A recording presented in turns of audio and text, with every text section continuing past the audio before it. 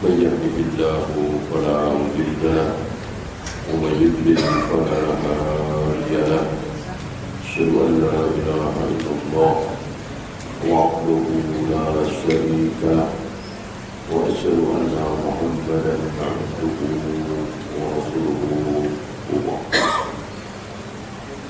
Kita sampai kepada masalah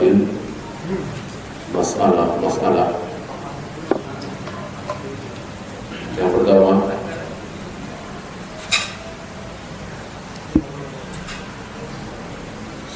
setelah kita bahas tentang hadis Mu'adz, apa hak Allah terhadap hamba dan apa hak hamba terhadap Allah. Sekarang kita sampai kepada masail. Yang pertama, al-hikmatu fi khalqil jinni wal ins. Hikmah, tujuan utama Allah menciptakan jin dan manusia. Apa? Ibadah. Illa liya'budun. Yang dimaksud tauhid. Maka jika ada orang mengatakan Allah menciptakan manusia di muka bumi tujuannya agar manusia itu memakmurkan bumi, menebarkan kedamaian, memberikan manfaat pada orang lain, jelas ini keliru. Jelas ini keliru. Walaupun itu kebaikan, jelas. Tapi bukan itu Allah, tujuan Allah menciptakan manusia dan jin. Sebab kalau itu tujuannya tidak perlu pakai jin, tidak perlu pakai manusia. Ketika bumi ini dibiarkan tanpa manusia, insya Allah akan berjalan dengan bagus, rapi, makmur. Ketika bumi ini tidak ada manusia, ya, cukup hewan, tidak akan terjadi kerusakan. Ya. Justru dengan manusia itu banyak terjadi kerusakan. Nah, sekali lagi, tujuan Allah menciptakan manusia dan jin agar manusia ini mentauhidkan Allah, berakidah shahihah. Karena itu yang paling disukai oleh Allah. Pujian terbesar yang Allah sukai adalah tidak ada yang disembah kecuali Aku. La ilaha illa ana. Ini yang paling disukai oleh Allah. Ketika kita mengatakan Allah besar, Allah maha melihat, Allah maha mendengar, Allah maha pengasih, Allah maha penyayang, Allah senang dengan pujian ini. Tapi ketika kita mengatakan tidak ada yang berhak disembah kecuali Allah, Allah jauh lebih senang. Puncak dari pujian itu, sebagaimana pembahasan yang sudah lewat, bahwa Allah menyukai pujian.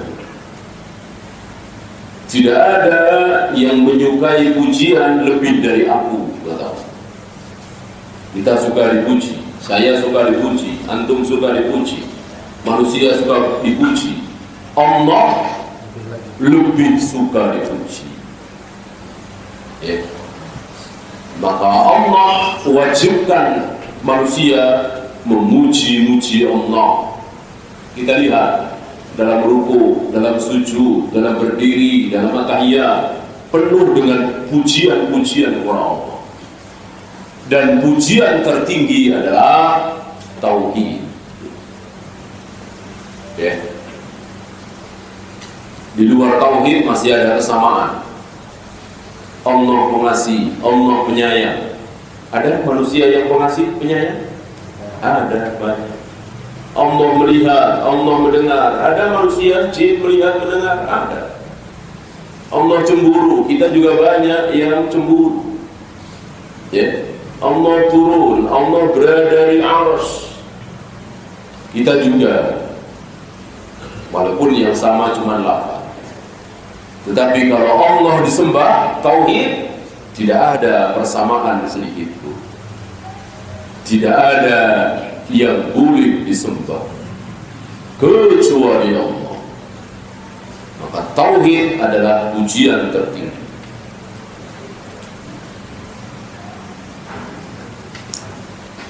Oleh karena itu, makan, minum, olahraga, cari uang, nikah, ini hanya untuk memperkuat kita dalam beribadah. Mungkinkah kita beribadah bertauhid tanpa makan? Nggak mungkin. Tanpa minum? Tanpa cari uang? Nggak mungkin. Seandainya mungkin, nggak usah, nggak perlu. Seperti malaikat. Bisakah malaikat mentauhidkan Allah tanpa makan? Bisa. Tanpa minum? Bisa. Tanpa kerja cari uang? Bisa. Maka malaikat tidak perlu makan, minum. Karena tanpa itu semua sudah bisa menyembah Allah. Nah, kita tidak sanggup. Kita tidak bisa. Nah, termasuk olahraga. Dengan olahraga badan kita menjadi sehat.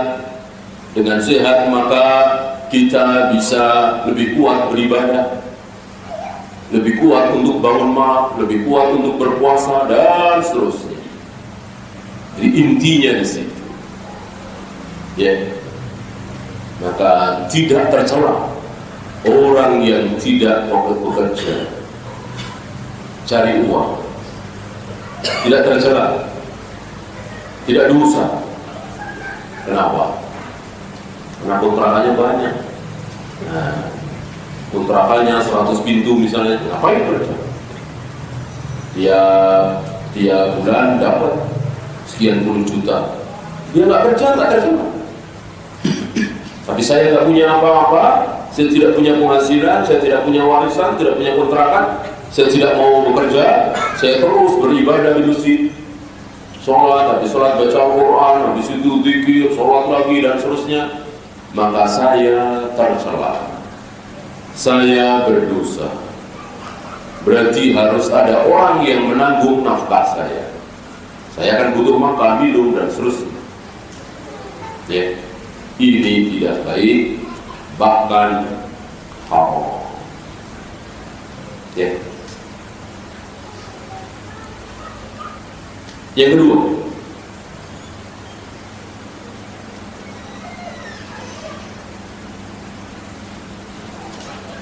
anna al-ibadata hiya at-tauhid. Inti ibadah adalah at-tauhid, bukan sholat. Beliau, inti ibadah adalah sholat, inti ibadah adalah puasa, inti ibadah adalah wudu, inti ibadah adalah jihad. Beliau, inti ibadah adalah at-tauhid. Ay anna al-ibadata mabniyatun 'ala at-tauhid. Bahwa ibadah harus dibangun di atas tauhid.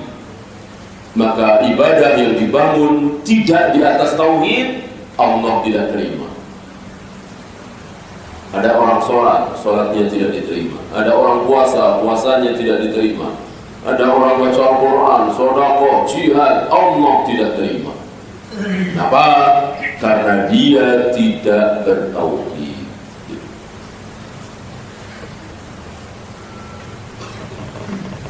Fa kullu ibadatin la tauhid fiha laysat bi'ibadatin. Seluruh ibadah yang dibangun di atas, yang tidak dibangun di atas tauhid, maka dia tidak bermakna ibadah. Walaupun sholat, walaupun tawaf, walaupun sa'i. Siapa contoh? Siapa contoh? Abu Jahal, Abu Lahab. Orang-orang kafir Quraisy, apakah mereka beribadah? Iya. Mereka tawaf, mereka sa'i, mereka melakukan peribadatan. Untuk apa? Untuk Allah.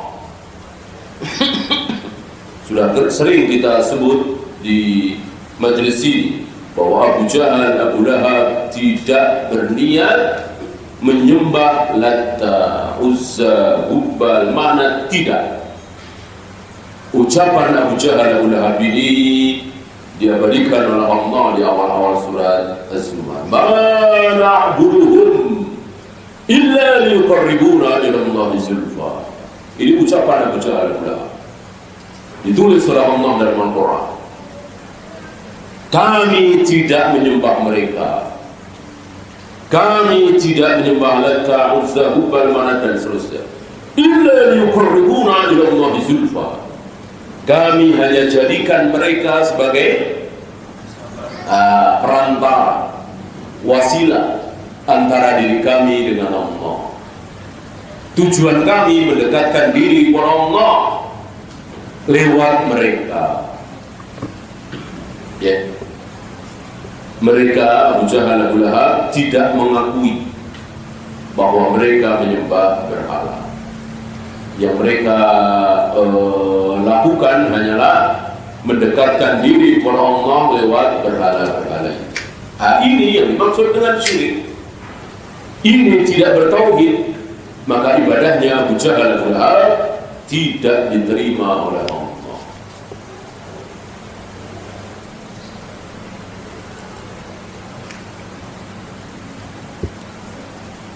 La siyama anna ba'd as-salaf fassaru qawlahu ta'ala illa liya'budun illa liyuwahhidun. Oleh karena itu para ulama salaf menafsirkan illa liya'budun, kecuali agar kalian menyembah aku, ditafsirkan dengan kecuali dengan tujuan mereka mentauhidkan aku. Dan ibadah yang dimaksud dalam ayat ini adalah tauhid. Bukan sholat, bukan puasa, bukan zakat, bukan haji. Diawali dengan tauhid. Oleh karena itu 13 tahun pertama dakwah Nabi belum ada sholat, belum ada puasa, belum ada zakat, belum ada haji, belum ada jihad. Yang ada apa? Tauhid.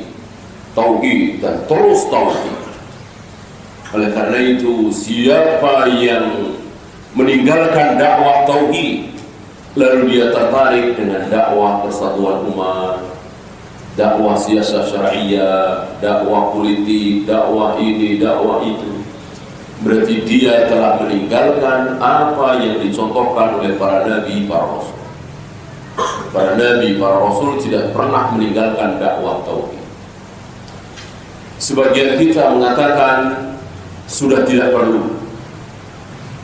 Sudah tidak perlu. Zaman Nabi perlu karena belum bertauhid. Sekarang sudah tidak perlu. Sekarang sudah waktunya kita berdakwah politik, persatuan umat, ekonomi umat. Ya. Orang yang mengatakan seperti ini berarti dia tidak paham dengan fiqhul waqi'. Nggak paham dengan fikul waqi'. Ya, padahal mereka baca Quran, dengerin berita di radio, televisi, tapi nggak paham fikul waqi'. Kita yang paham, alhamdulillah, ini nikmat. Kita lihat saudara-saudara kita yang rutin datang ke kuburan-kuburan keramat, yang rutin datang ke tempat-tempat yang dipuja oleh mereka, yang keluar dari mulutnya ya Allah, ya Rasulullah, ya. Itu ada di sekeliling kita. Ya. Yang mengatakan Masya Allah wa sa'afulan masih banyak. Ya. Semuanya ini gimana Bapak? Masih banyak yang ucapan seperti ini. Ya. Tidak membawa Allah, bahkan membawa Allah diatofkan dengan Bapak atau Rasulullah. Ini yang menyebabkan kaum muslimin keluar dari sebaik-baik umat. Masih ingat mimpi seorang sahabat yang bertemu dengan orang Yahudi, bertemu dengan orang Nasrani. Itu kan sekitar ucapan para sahabat, Masya Allah wa sya'a Muhammad. Ini tidak boleh, haram, bisa syirik. Nah, kita bukan Rasul lagi, ya. Terserah Allah dan Bapak. Bahkan Allah tidak dibawa. Ini semua terserah Bapak, ya. Ketika terserah Allah dan Bapak saja tidak boleh, tidak boleh. Masya Allah wa sya'a Muhammad tadi tidak boleh. Ini menunjukkan bahwa dakwah tauhid masih sangat perlu di negeri kita ini, masih nomor satu, ya. Ini gunanya fiqhul waqi. Orang yang memahami fiqhul waqi tentu yang berada di tengah-tengah masyarakat, yang paham tentang masyarakat Indonesia ini, Jakarta ini siapa? Iya, orang-orang yang ada di Jakarta ini, ahli ilmu yang ada di Jakarta ini, bukan ulama Saudi, bukan ulama Mesir, ulama Saudi, ulama Mesir, ulama Yordan, Kuwait. Ilmunya jauh lebih tinggi dari ustadz di Jakarta ini misalnya. Tapi apakah dalam fikul waqi di Jakarta ini yang lebih tahu ulama di Saudi apa orang yang berilmu yang ada di Jakarta ini? Tentu yang di Jakarta. Ambil contoh misalnya ketika beberapa masyayikh di Saudi, di Jordan mengatakan boleh nyoblos, boleh nyoblos, ya. Ini dipakai di Jakarta ini, dipakai di Indonesia ini. Mereka tidak tahu bagaimana fikul waqi di Jakarta ini, di Indonesia ini. Betapa coblosan tidak sederhana, siapa milih siapa, selesai titik. Tidak, ya. Ada uang di situ, ada saling hujat di situ, ada saling caci maki, ada ini itu. Ini yang tidak diketahui oleh beliau-beliau. Orang alim di Jakarta ini, di Bandung, di Surabaya tahu fikul waqi seperti ini. Ini luar biasa, ya. Bagaimana meninggalkan ijtihad orang alim di Jakarta, di Bandung, di Surabaya, lalu memakai yang ada di Saudi. Padahal ini urusan di Jakarta, ya. Ini pentingnya memahami fikul waqi. Saya kira antum coblosan hari ini bukan sekedar orang datang nyoblos milih mana yang disuka, kan tidak sesederhana itu, ya. Ada pembagian uang, ada cacian, ada makian, ada perseteruan antara suami dengan istri, antara orang tua dengan anak, antara tetangga dengan tetangga karena beda pilihannya. Ini diketahui, kita semua tahu ini, ya. Dan jelas ini fitnah, jelas ini fitnah. Apa sabda Nabi tentang fitnah? Satakunu fitan, kata Nabi. Sahih Muslim, beliau Hudzaifah, nanti akan terjadi fitnah-fitnah. Siapa yang terbaik terhadap fitnah itu? Langkah terbaik apa yang harus kita tempuh ketika kita berhadapan dengan fitnah-fitnah itu?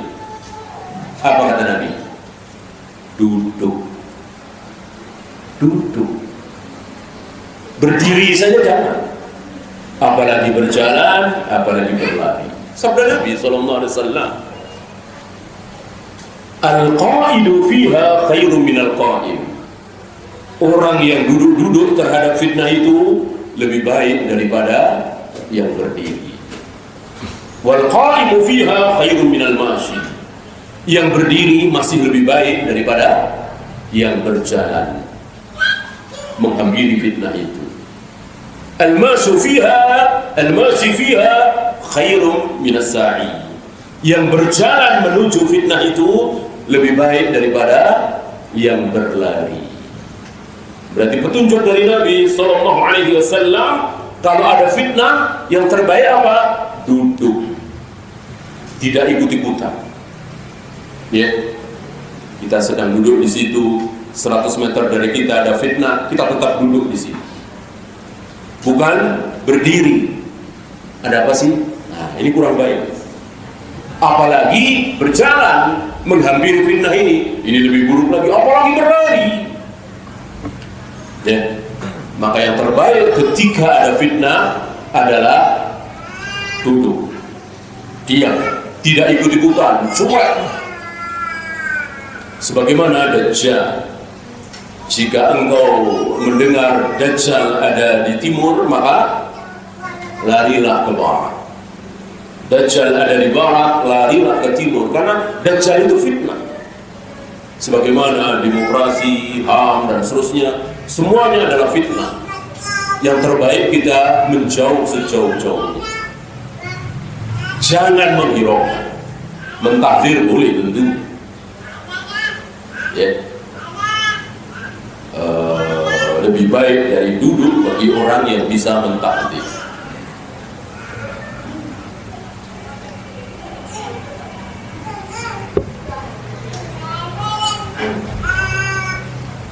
وهذا مطابق تماما لما استنبطه المؤلف رحمه الله من أن العبادة هي التوحيد فكل عبادة لا تبنى على التوحيد فهي باطلة.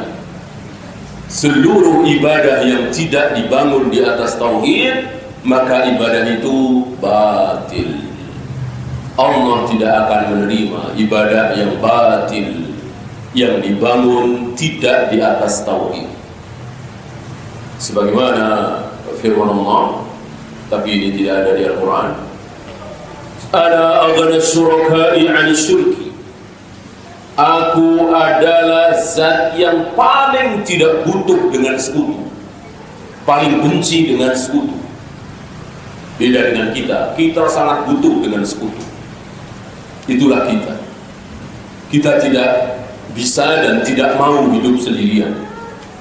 Kita butuh sekutu. Ya.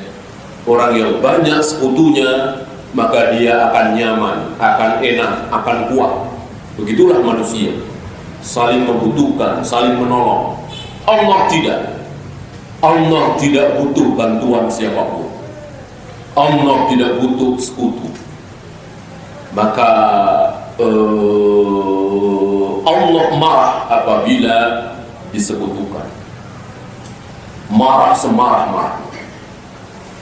Man amila amalan, barang siapa yang beramal, salat misalnya, puasa misalnya, zakat, haji, asyraka fihi ma'i ghairi, di dalam amalan itu dia menyekutukan aku dengan yang lain. Berpuasa karena aku, karena yang lain. Berjihad karena aku, karena yang lain. Taraktuhu wa syirkahu, aku tinggalkan dia dan sekutunya. Allah tidak terima. Ya. Inilah at-tauhid. Jadi Allah harus kita bikin satu. Ini yang dimaksud dengan at-tauhid. Atau mengesahkan. Ya. Bukan menyatukan. Kalau menyatukan dalam bahasa kita kan lain. Ya. Menyatukan beda. So menyatukan Allah. Ya, mungkin yang agak tepat mengisahkan. Ini harus dijelaskan karena banyak yang tidak paham apa maksud mengisahkan. Meyakini bahwa Allah betul-betul satu. Jumlahnya tidak. Kalau jumlahnya orang bodoh pun mengakui, termasuk Abu Jahal pula, meyakini bahwa Allah hanya ada satu. Ya. Yang mereka tidak paham adalah sifat. Sifat. Antum tanyakan kepada orang yang paling musyrik di muka bumi ini, di Jakarta ini, kalau antum tahu, tanyakan kepada dia, Pak, Tuhan ada berapa? Pasti jawabnya satu. Ya. Orang yang datang ke kuburan, orang yang minta-minta kepada orang yang sudah mati, orang yang percaya dengan jimat-jimat, keris, batu akik dan seterusnya, dia yakin bahwa itu semua bisa menolong saya. Syirik, jelas. Antum tanyakan kepada dia, Pak, Tuhan ada berapa? Pasti insya Allah jawabnya satu. Antum tanya lagi, siapa? Jawabnya siapa? Kira-kira jawabnya siapa? Allah. Allah persis Abu Jahal pula. Wala in sa'altahum man khalaqas samawati wal arda yaquluna Allah. Jika engkau tanyakan kepada mereka siapa pencipta langit dan bumi, yang menurunkan hujan, yang menghidupkan, yang mematikan, pasti Abu Lahab akan menjawab Allah. Nah, saudara-saudara kita ini yang pakai jimat, yang pakai keris, yang meyakini dia sial karena jimatnya, karena kerisnya, dia beruntung karena kerisnya, karena jimatnya, dia minta-minta kepada neneknya yang sudah meninggal dan seterusnya. Pasti ketika ditanya Tuhan ada berapa? Satu. Siapa? Allah. Gitu. Nah, cuman kalau antum tanyakan apakah Allah bisa memberi rezeki, tentu mereka akan jawab iya. Kemudian orang-orang soleh yang sudah mati, para wali termasuk jimat ini, bisa memberi rezeki, mereka jawab iya. Sama kan? Jadi sifatnya disamakan. Allah bisa memberi rezeki, jimat saya ini juga bisa memberi rezeki. Tapi yang Tuhan siapa? Yang Tuhan Allah. Jimat saya ini bukan Tuhan. Gitu. Bapak, kita ini boleh minta-minta kepada Rasul yang sudah wafat? Boleh, kata dia. Boleh. Misalnya kita dalam keadaan kesulitan, kita minta tolong kepada Rasulullah. Ya Rasul, tolonglah kami. Pertolongan itu akan datang. Kalau minta langsung kepada Allah, boleh juga. Kadang-kadang disatukan, ya. Kadang minta kepada Allah, kadang minta kepada Rasulullah. Gitu. Jadi Rasul dari dalam kuburnya bisa menolong kita. Tapi Rasul Tuhan bukan. Tuhan tetap Allah. Gimana? Itu terjadi. Jadi disimpulkan apa? Mereka tidak tahu ta'rif, definisi Tuhan.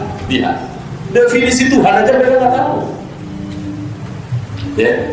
Jadi mereka kenal Tuhan Allah itu sekedar nama. Ta'rif Tuhan mereka nggak tahu. Tuhan adalah yang bisa melakukan apa yang tidak bisa dilakukan oleh yang lain. Ya. Kalau begini kan jadi bisa melakukan. Tuhan bisa menolong, Rasul yang sudah wafat juga bisa menolong. Nah, berarti kan disebut Tuhan, disamakan.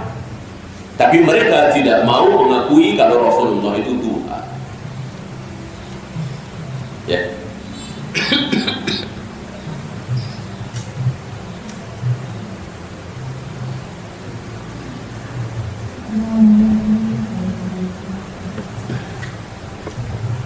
Yang mudahnya ketika seseorang ditanya, Bapak di rumah ini kontrak?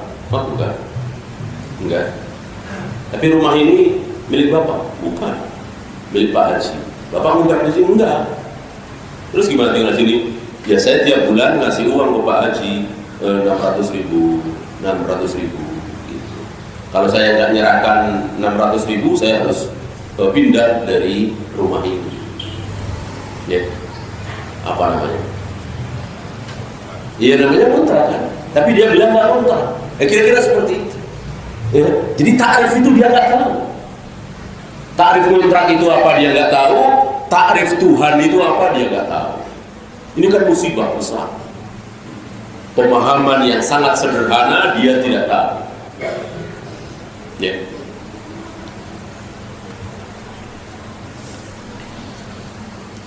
وَلِأَنَّ الْخُصُومَةَ فِيهِ أي في التوحيد بين الرسول وقريش. Perselisihan besar antara Rasulullah SAW dengan Quraisy itu masalah apa? Masalah tauhid.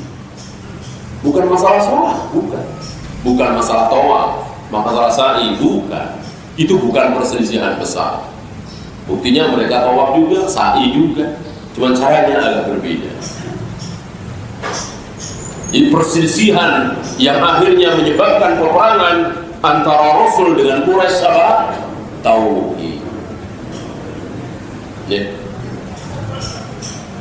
Adapun bagaimana amanah, kejujuran, menghormati tamu, keberanian dan seterusnya sama. sama. Mereka memuliakan orang-orang yang sabar, orang-orang pemberani, orang-orang dermawan, orang-orang yang memuliakan tamu. Mereka muliakan sama. Masalah akhlak sama dengan orang-orang kafir hari ini. Mereka senang dengan orang-orang yang dermawan, pemberani, pembela kebenaran, ya, menyantuni fakir miskin sama. Yang beda masalah tauhid.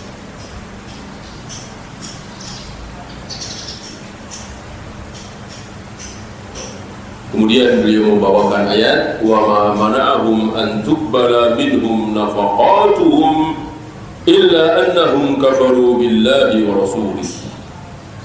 Tidak ada yang menyebabkan Allah menolak nafkah mereka, derma mereka, infak mereka, kecuali mereka kufur kepada Allah dan Rasulnya. Ya. Maka Allah tolak nafkah mereka. Karena Abu Jahal Abu Lahab berinfak, memberikan infak di sekitar Ka'bah itu, dan Allah tolak. Kenapa? Karena Abu Jahal Abu Lahab tidak bertauhid. Jadi inti dari kebaikan adalah tauhid. Satu lagi, yang ketiga, anna man lam ya'ti bihi lam ya'budillah. Barang siapa yang tidak bertauhid, maka dia tidak menyembah Allah. Inilah maksud dari firman Allah, wala antum 'abiduna ma a'bud. Yang kalian sembah tidak sama dengan yang aku sembah. Padahal Abu Jahal Abu Lahab jelas-jelas menyembah Allah. Tetapi Nabi mengatakan, dan ini perintah Allah, apa yang kalian sembah tidak sama dengan yang aku sembah. Karena apa? Karena caranya berbeda. Jadi persembahan mereka kepada Allah tidak sah, tertolak. Ya, itu saja. Ada pertanyaan?